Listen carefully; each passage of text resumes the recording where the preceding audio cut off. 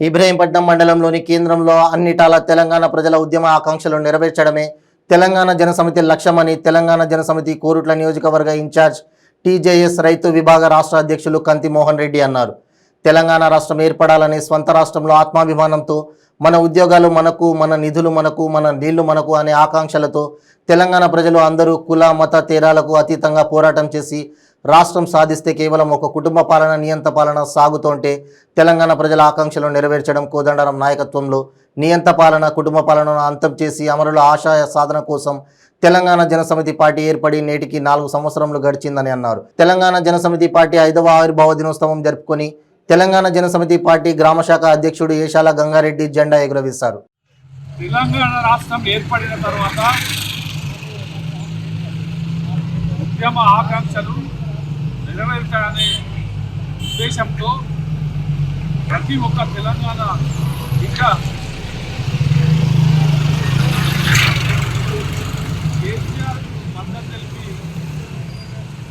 ప్రభుత్వం ఏర్పడిన తర్వాత ఇవాళ తెలంగాణ ప్రజల ఆకాంక్షలు గాలికి వదిలేసి కేవలం కేసీఆర్ తన కుటుంబ ఆకాంక్షలే ధ్యేయంగా పనిచేస్తూ తెలంగాణ ప్రజల ఆకాంక్షల్ని, అభివృద్ధిని గాలికి వదిలేసి కేవలం మాత్రమే తెలంగాణ రాష్ట్రం అనే విధంగా వ్యవహరిస్తూ తెలంగాణ రాష్ట్రాన్ని గాలికి వదిలేసి ఈ రాష్ట్రంలో నిధులు, నీళ్లు, ఉద్యోగాల పేరుతో ప్రజలందరినీ రెచ్చగొట్టి, తెలంగాణ ప్రజల్ని రెచ్చగొట్టి కేవలం వాళ్ళ కుటుంబానికి మాత్రమే నిధులు, ఉద్యోగాలు లభించినవి తప్పితే మిగతా రాష్ట్రంలో ఎవరికి కూడా ఉద్యోగాలు కానీ, నీళ్లు కానీ, నిధులు కానీ రాలేని పరిస్థితి. ఈ రాష్ట్రంలో ప్రజలందరికీ అన్నీ అందాలంటే, ఉద్యోగాలు రావాలన్నా, నిధులు సక్రమంగా పంపిణీ జరగాలన్నా కేసీఆర్ను గద్దెదించి ఇంటికి వదిలేస్తే తప్ప ఇవాళ మన ప్రజల ఆకాంక్షలు నెరవేరే పరిస్థితి లేదు.